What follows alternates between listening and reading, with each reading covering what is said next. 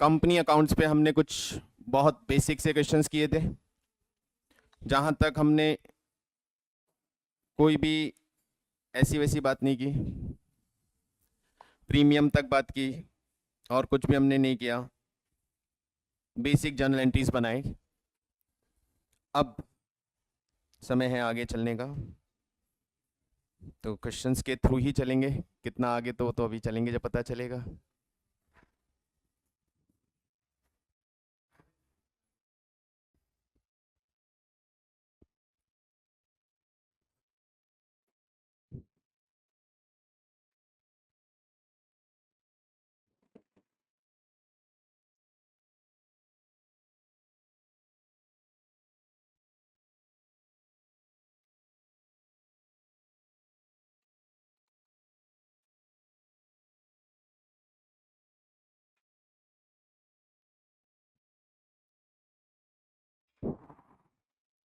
कौन सा क्वेश्चन क्या था last?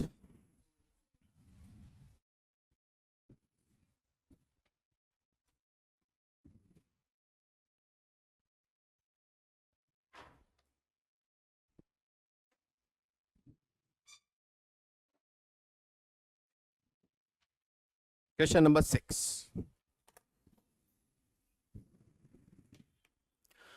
Nitin and Company Limited was registered with an authorized capital of 10 lakh rupees divided into 1 lakh shares of rupees 10 each.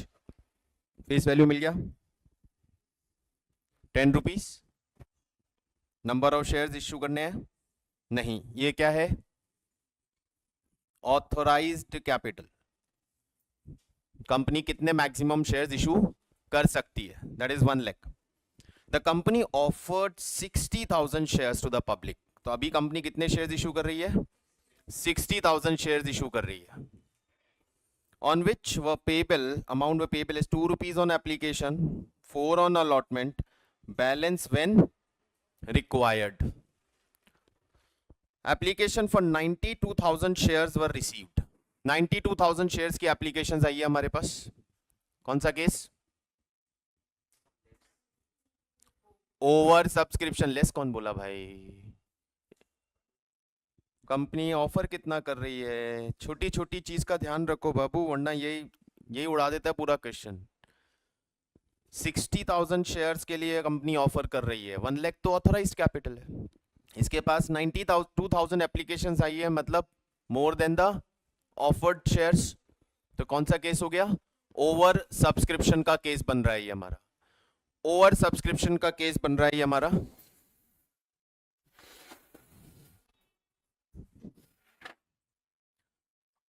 Over subscription का case है। अब company ने allotments कैसे दिए हैं, तो अलॉटमेंट प्रोसीजर देखो। 40,000 एप्लीकेंट्स को फुल, मतलब जिसने जितने शेयर्स के लिए अप्लाई किया उसको उतने ही शेयर दे दिए गए। 40,000 एप्लीकेंट्स को फुल अलॉट कर दिया गया। 50,000 एप्लीकेंट्स को 40% अलॉट गया, मतलब 40,000 को 40,000 दे दिया। 50,000 एप्लीकेंट्स को 40% यानी 20,000 दे दिया। हो गया 60,000 पूरा अलॉटमेंट। 60,000 ही शेयर्स अलॉट करने हैं ना कंपनी को। मैं फिर बोल रहा हूँ स्टार्ट हुआ है, पहला केस आ रहा है यहाँ पे प्रोरेटा का, ओवर सब्सक्रिप्शन का। आराम से कहीं भी कोई कंफ्यूजन हो ना अभी पूछ के चलना, साथ में छोटा भी बात हो तो अभी पूछ के चलना। वो कंफ्यूजन रह गया, इसमें और कुछ नहीं है, इसमें सिर्फ कैलकुलेशन है। एंट्रीज वही हैं जो मैंने आपको लिखवा दिए।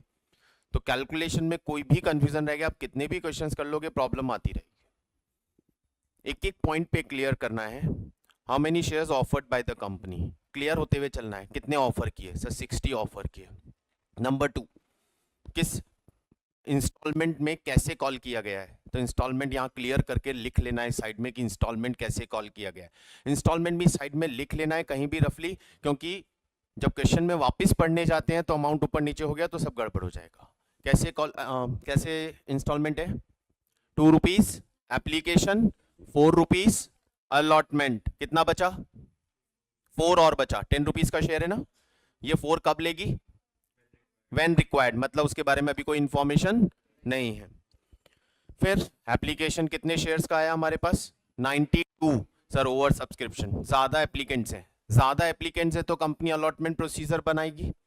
कंपनी मैक्सिमम कितने शेयर्स अलॉट कर सकती है, जितना ऑफर किया है, यानी 60,000 ही अलॉट कर सकती है। अब ये 60 वो कैसे अलॉट कर रही है उसने बता दिया। Out of that 92,000 applications, 40,000 applications पे जिन्होंने कॉल किया है उनको पूरा दे दिया। 50,000 एप्लीकेंट्स ऐसे थे जिन्हें हमने 20% दिया है या 40% दिया, यानी प्रोरेटा दिया है। 10 के लिए अप्लाई किया तो 4 दिया होगा, 100 के लिए अप्लाई किया होगा तो 40 दिया होगा। 50,000 पे 40% यानी 20,000 इनको दे दिया, और बची 2,000 एप्लीकेशंस उन्हें हमने निल यानी रिजेक्ट कर दिया। यहां तक क्लियर है बात सारी? एक बार और देख लीजिए आराम से। अलॉटमेंट कंप्लीट फाइनल हो गया, कैसे अलॉट करना है। 50,000 को फुल, 40,000 को फुल, 50 को 40%, यानी पहली कैटेगरी फुल अलॉटमेंट की है, second category pro rata allotment की है, second category pro rata allotment की है, और थर्ड कैटेगरी नो अलॉटमेंट यानी रिजेक्शन की है। तीनों क्लियर है category. Rupees 1,72,000 were realised on account of allotment. Allotment पे हमें 1,72,000 रुपीज मिला है। कितना मिलना चाहिए, क्या होना चाहिए, उसकी कैलकुलेशन पे जाएंगे। अलॉटमेंट पे टोटल 1,72,000 रुपीज मिला है, excluding the amount carried from application money. इस बात को भी समझाता हूं, जर्नल एंट्रीज बनानी है। पहले तो पूरा स्टोरी एक बार फिर वर्बली, फिर इसको कैलकुलेशन पे लाएंगे। सिर्फ कैलकुलेशन है इसमें। एप्लीकेशन पे 2 रुपीज कॉल किया है। How many application company received, how many निकल दिया ना गलती, अभी फिर 2 बार 3 बार बोल दिया, फिर वापस वही गलती कर रहे हो, सोच के देखो क्या हालत होगा। How many applications company received 92,000।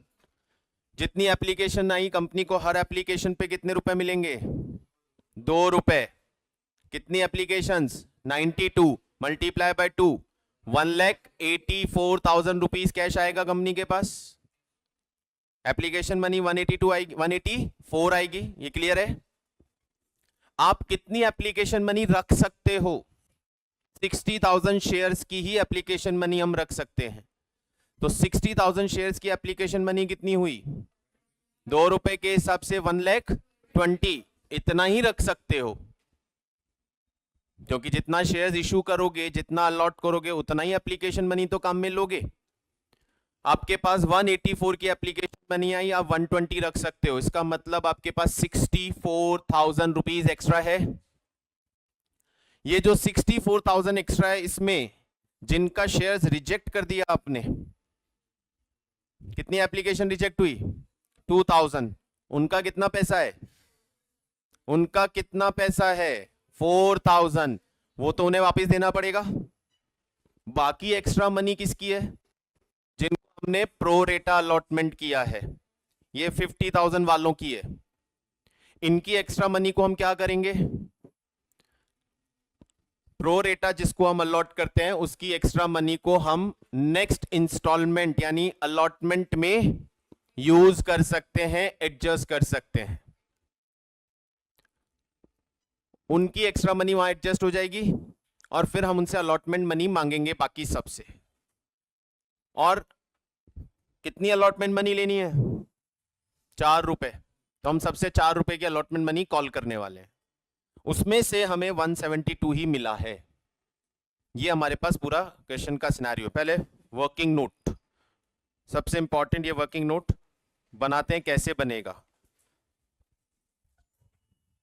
आप डायरेक्ट भी जाओगे गाइस तो ये वर्किंग नोट बन जाता है, प्रॉब्लम नहीं आती है, लेकिन कॉम्प्लिकेटेड हो जाएगा यदि इंफॉर्मेशन बहुत ज्यादा हो। तो मैं जो तरीका बता रहा हूं वैसे चलिए, ज्यादा कंफर्टेबल रहोगे। पहले तो वो इंफॉर्मेशन ले आते हैं कि हमारे पास एप्लीकेशंस कितनी आई, एप्लीकेशन रिसीव्ड। पहले समझ लो, मैं या तो ये शेयर कर दूंगा, कोई दिक्कत नहीं है, कॉपी करने में कहीं समझना ना छूट जाए। एप्लीकेशन रिसीव्ड, मेरे पास जो एप्लीकेशंस आई हैं, टोटल कितनी एप्लीकेशंस आई हैं 92,000। इसमें मैंने कितनी कैटेगरी बनाई है, 3। तीनों को अलग करके लिख लेता हूं ताकि हमें पता चले। एक था 40, एक है 50 और एक है 2। इस तरह से टोटल 92,000 एप्लीकेशंस आई हमारे पास। अब इसमें अलॉटमेंट कैसे किया है, शेयर्स अलॉटेड।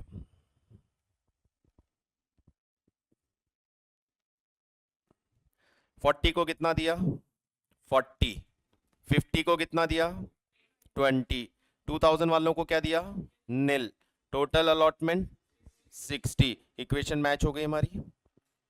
इतने इशू किए थे, ये पहली इंफॉर्मेशन क्वेश्चन से कॉपी की है मैंने और कुछ भी नहीं किया है। यहां समझ में आ गया सबको? चलिए अब अमाउंट की कैलकुलेशन पे शुरू करते हैं। सबसे पहले हमें मिली होगी एप्लीकेशन मनी, कितने रुपए 2 रुपए। किस पे 2 रुपए, किस पे 2 रुपए एप्लीकेशन पे। एप्लीकेशन ए में है या बी में, ए में, उस पे मिले होंगे, सबने 2-2 रुपए भेजे होंगे आपको। 92,000 एप्लीकेशंस आई, उन पूरी 92,000 एप्लीकेशंस पे 2-2 रुपए आए होंगे हमारे पास। यस सर, तो मैं ऐसा लिख दूं a multiply by 2, a multiply by 2। 40,000 वालों ने कितने दिए 80, 50,000 वालों ने 1 लाख, 2,000 ने 4,000, टोटल हो गए 1,84,000।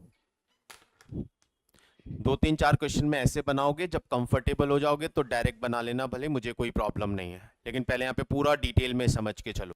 Total number of application received 92,000। Every applicant send you application money ₹2। तो 92,000 एप्लीकेशंस पे मनी कितनी आई 1,84,000। मैंने 3 कैटेगरी में अलॉटमेंट किया है, तो मैंने उन्हें भी 3 कैटेगरी में डिवाइड कर दिया। ये फुल अलॉटमेंट वाले हैं, ये प्रोरेटा वाले हैं, और ये रिजेक्शन वाले हैं। यहां तक सबको क्लियर है? किसी को भी डाउट हो एक भी कैलकुलेशन पे प्लीज पूछो, उसके बाद आगे। अब जिनको आप शेयर्स अलॉट करोगे उनकी एप्लीकेशन मनी को किस में ट्रांसफर कर दोगे, कैपिटल में, इक्विटी शेयर कैपिटल में। जिनको भी आप शेयर्स अलॉट करोगे, जितने शेयर्स अलॉट करोगे उसके हिसाब से उनका एप्लीकेशन मनी कैपिटल में ट्रांसफर करोगे।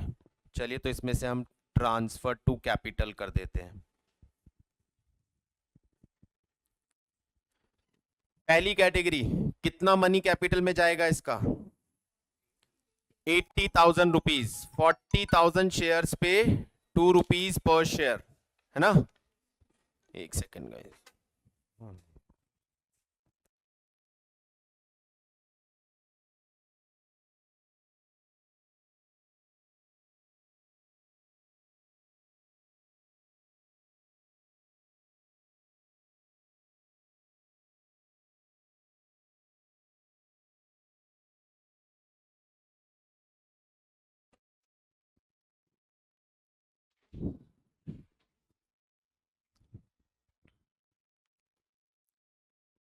$40,000 को कितने शेयर्स दिए 40, 2 रुपए के हिसाब से इनका 80,000 ट्रांसफर होगा कैपिटल में।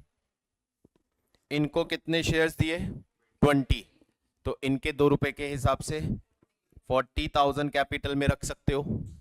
इनको कितने शेयर्स दिए निल, तो इनका आप कोई भी मनी कैपिटल में नहीं ले सकते। इन टोटल कितने शेयर्स दिए, इन टोटल कितने शेयर्स दिए 60, तो कितनी एप्लीकेशन मनी कैपिटल में जाएगी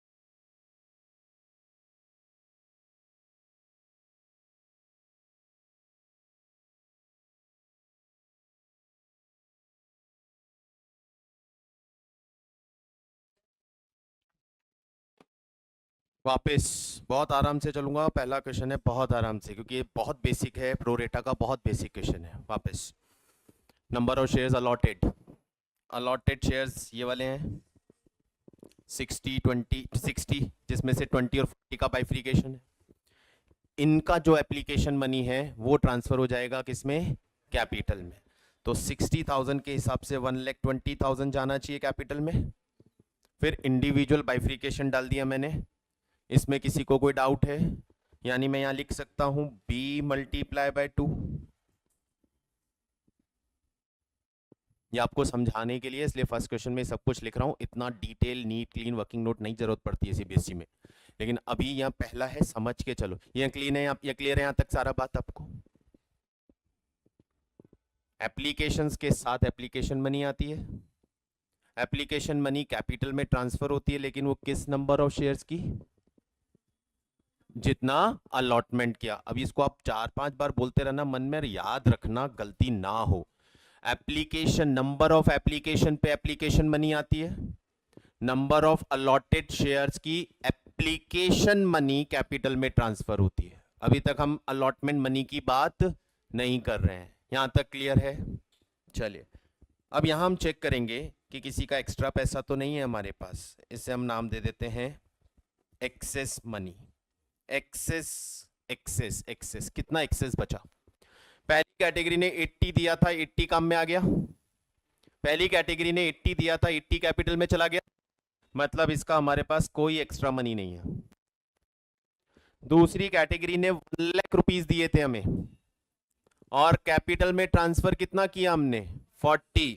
इसका मतलब इनका हमारा 60,000 एक्स्ट्रा पड़ा है हमारे पास।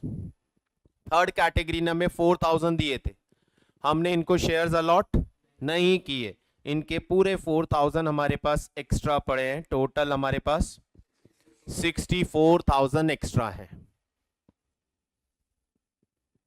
Is it clear? इस एक्स्ट्रा का क्या करेंगे सर? जिनको शेयर्स नहीं दिए उनका पूरा एक्स्ट्रा मनी हम रिफंड कर देंगे। इसके नीचे लिख देता हूं, ये रिफंड होगा, ये 4,000 पूरा रिफंड होगा। जिनको प्रो रेटा अलॉट किया उनका एक्स्ट्रा मनी क्या करेंगे, नेक्स्ट इंस्टॉलमेंट यानी अलॉटमेंट में एडजस्ट करेंगे। तो इसके नीचे लिख देता हूं एडजस्ट करना है।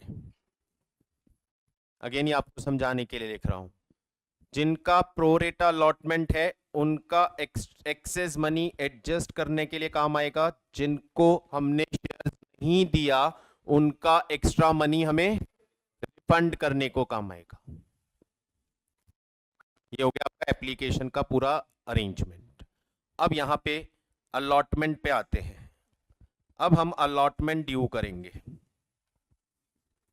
अलॉटमेंट ड्यू करेंगे। कितना अलॉटमेंट मनी है?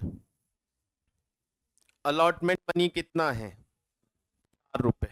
अलॉटमेंट कितना ड्यू करवाना है, 4 रुपए। अलॉटमेंट पहले ड्यू होता है, फिर उनको फोन किया जाता है, आपका अलॉटमेंट ड्यू हो गया, आप मनी भेजो। कितना अलॉटमेंट मनी मांग रहे हैं हम, 4 रुपए। 4 रुपए पहली कैटेगरी से कितने आने चाहिए, 160। कैसे? उनके अलॉटेड शेयर्स कितने हैं, 40,000 शेयर्स है उनके पास, हर शेयर पे 4 रुपए से, तो 1,60,000 इनसे आने चाहिए। दूसरी कैटेगरी के शेयर होल्डर से कितने पैसे चाहिए, 80,000। इनके पास कितने शेयर्स हैं, 20,000। तो ये अपने 20,000 शेयर्स पे 4 रुपए के हिसाब से कितना देंगे आपको, 80। तीसरी कैटेगरी के अलॉटमेंट कितना होगा, 0, क्योंकि सर उनको तो शेयर्स ही नहीं दिए। टोटल अलॉटमेंट मनी ड्यू हो गई 240। 60,000 शेयर्स हमने टोटली अलॉट किए थे, और उन 60,000 शेयर्स पे हमारी टोटल अलॉटमेंट मनी ड्यू हो गई 2,40,000। इसमें कोई डाउट? आराम से यहां तक का कैलकुलेशन चेक कर लो। तो मैं यहां लिख दूं कि ये आया कैसे, b मल्टीप्लाई बाय 4 से आया।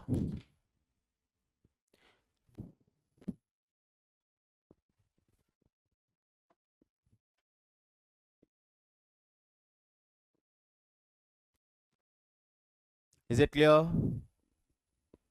चलिए, सबको फोन कर दिया गया कि सर इतनी इतनी अलॉटमेंट मनी आप लोगों को देनी है। कैटेगरी बी वाले बोलते हैं सर क्या बोले, हमारे 60,000 तो आपके पास ही रखे हैं, ये रहे जिन्हें आपने एडजस्ट करने के लिए रखा है, तो ये 60 तो आप एडजस्ट कर दो, लेस एक्सेस एडजस्ट,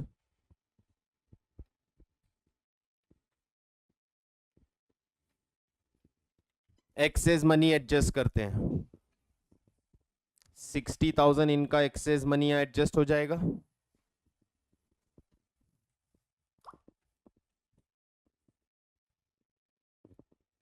तो आपको पता चलेगा कि कितना अलॉटमेंट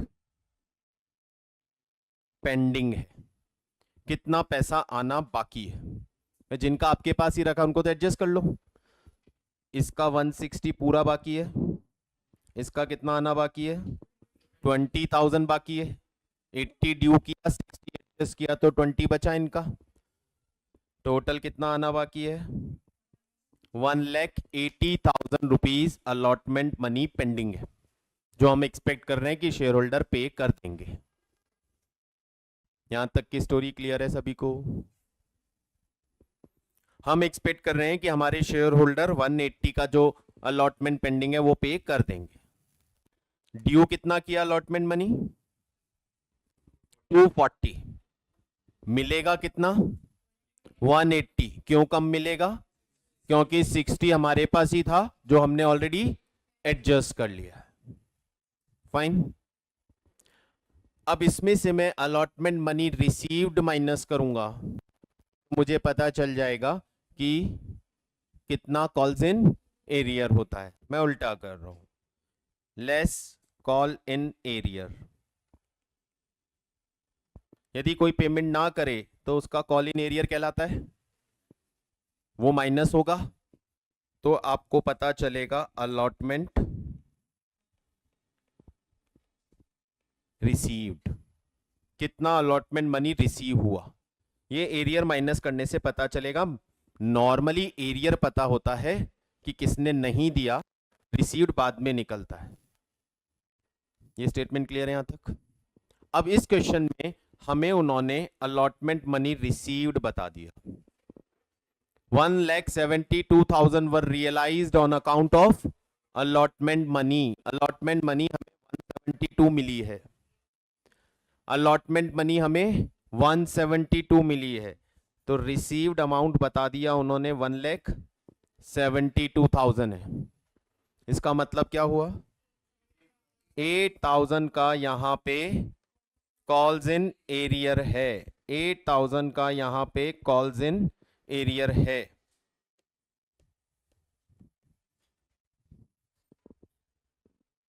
एंट्री टोटल वाले कॉलम से ही होती है, entry in individual category wise नहीं होगी, एंट्री तो टोटल के कॉलम से होगी।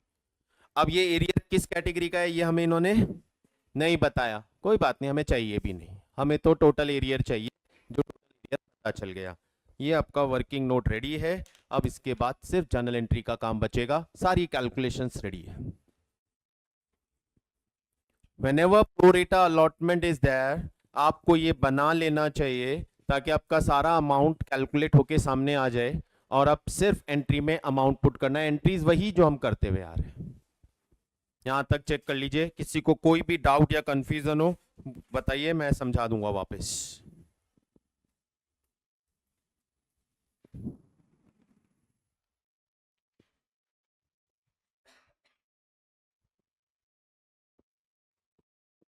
ओके, एंट्रीज पे चल रहे हैं अब। एंट्री नंबर 1,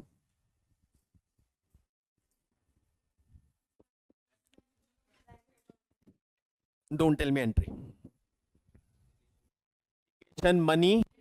हाँ, पहले आप मुझे नरेशन दो, उसके बाद एंट्री बोलो, ताकि वो नरेशन देने से पता चले किस चीज की एंट्री बना रहे हो।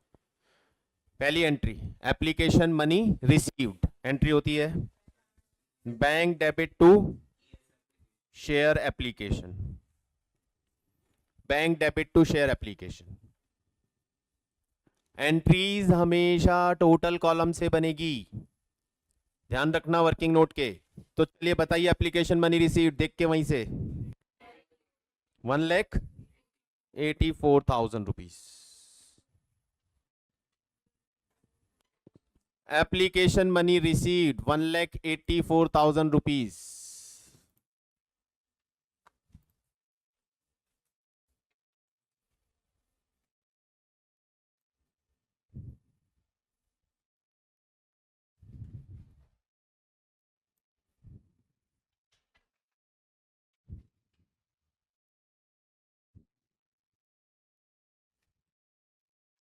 Application money received, entry number 2, application transfer to capital. Application money transfer to capital, पूरी एप्लीकेशन मनी यहां उठा के डेबिट कर देते हैं। शेयर एप्लीकेशन डेबिट, पूरी एप्लीकेशन मनी यहां पे डेबिट कर देते हैं। जितनी ऊपर रिसीव हुई सारी एप्लीकेशन मनी डेबिट कर देते हैं। 2 कहां ट्रांसफर होगी? शेयर कैपिटल में। देखो ऊपर जाके ट्रांसफर टू कैपिटल कितना लिखा है, वर्किंग नोट में देखो ट्रांसफर टू कैपिटल कितना लिखा है, 1,20,000 रुपीज। अब इस एंट्री में सब कुछ आता है कि इस पूरी 1,84,000 का क्या क्या किया। तो ऊपर है वर्किंग नोट में जाके देखिए इस 84 का क्या क्या हुआ है, 184 का क्या क्या हुआ है। सर 120 कैपिटल में ट्रांसफर हुआ है, 4,000 रिफंड में डाला है और 60,000 अलॉटमेंट में एडजस्ट किया है। मिल गया तीनों अमाउंट। 2 शेयर अलॉटमेंट 60 एडजस्ट होने चला गया, 2 बैंक 4,000 रिफंड हो गया। ये पूरा 184 का आपके पास कैलकुलेशन आ जाना चाहिए, ये पूरा 184 का कैलकुलेशन आ जाना चाहिए। अपने आप को यहाँ पे क्लियर कर लीजिएगा कि एंट्री मेरी मैच हो रही है। 184 की एप्लीकेशन मनी आई थी, पूरा 184 का हिसाब मेरे पास है। 120 कैपिटल में गया है, 60 एडजस्ट, इसीलिए मैंने वहां लिख दिया था कि वो एडजस्ट होने जा रहा है ताकि गलती ना हो। 60 एडजस्ट और 4 रिफंड है ना ऊपर लिखा हुआ। 120 ट्रांसफर टू कैपिटल, 60 एडजस्ट हुआ है, 4 रिफंड हुआ है। ये हो गया 184 का हिसाब। चलिए next entry, allotment money due. Allotment money due, share allotment account debit to share capital. Share allotment account debit to share capital. अब दोबारा नहीं करने, ऊपर ड्यू का अमाउंट पता है आपको। देखो टोटल ड्यू कितना था, 240।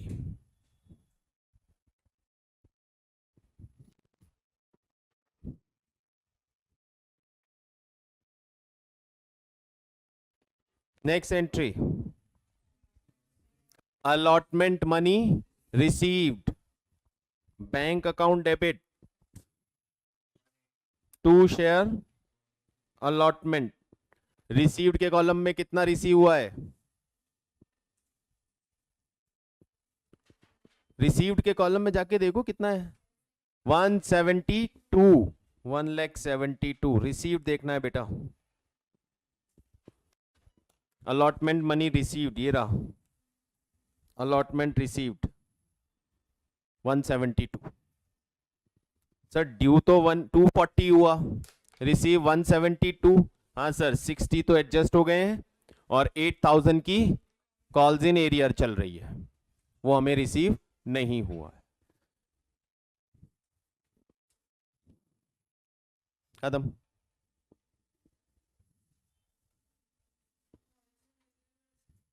कॉल्स इन एरियर को आप रिकॉर्ड करना चाहते हैं तो ये लास्ट वाली एंट्री का ऑल्टरनेटिव एंट्री बता रहा हूं, बैंक अकाउंट डेबिट,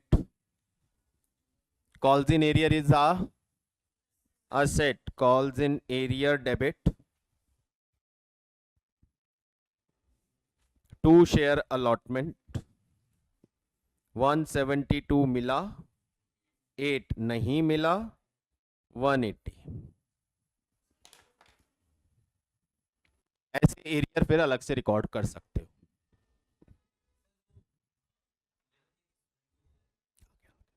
ऐसे एरियर को आप अलग से रिकॉर्ड कर सकते हो।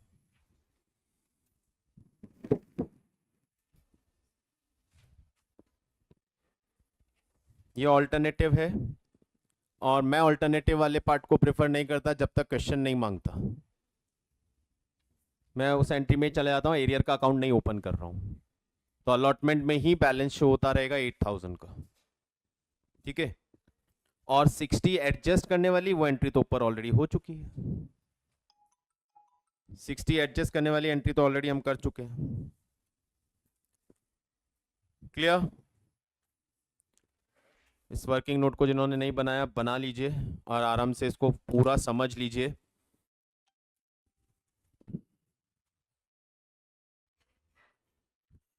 फिर अगेन नेक्स्ट क्वेश्चन में भी वही प्रो रेटा और वर्किंग है। मैं अभी आप पे कोई लोड नहीं दे रहा हूँ काम का, सिर्फ जितना कर रहे हैं उसी को समझिए। फिर जब सारे कॉन्सेप्ट सब तरह के क्वेश्चंस हो जाएंगे फिर एक साथ क्वेश्चंस करेंगे सारे, फिर आप लोगों को एक साथ क्वेश्चंस बोलूँगा करने के लिए। पहले ये वाला पार्ट थोड़ा सा, क्योंकि इसमें भी कोई भी नया पॉइंट आ जाएगा तो फिर अटक जाएगा आपका क्वेश्चन। यहाँ हमने आज डिस्कस कर लिया प्रोरेटा अलॉटमेंट। प्रोरेटा के केस में एक्सेस मनी को एडजस्ट करना, और कॉल्स इन एरियर वो तो यहाँ पे कैलकुलेटेड था इसलिए हमें कैलकुलेट करना नहीं पड़ा कॉल्स इन एरियर, वरना कॉल्स इन एरियर का कैलकुलेशन तो हम आगे के क्वेश्चंस में और देखेंगे कि कॉल्स इन एरियर की कैलकुलेशन होती कैसे। किसी को कुछ भी पूछना है यहाँ तक तो बताएं प्लीज।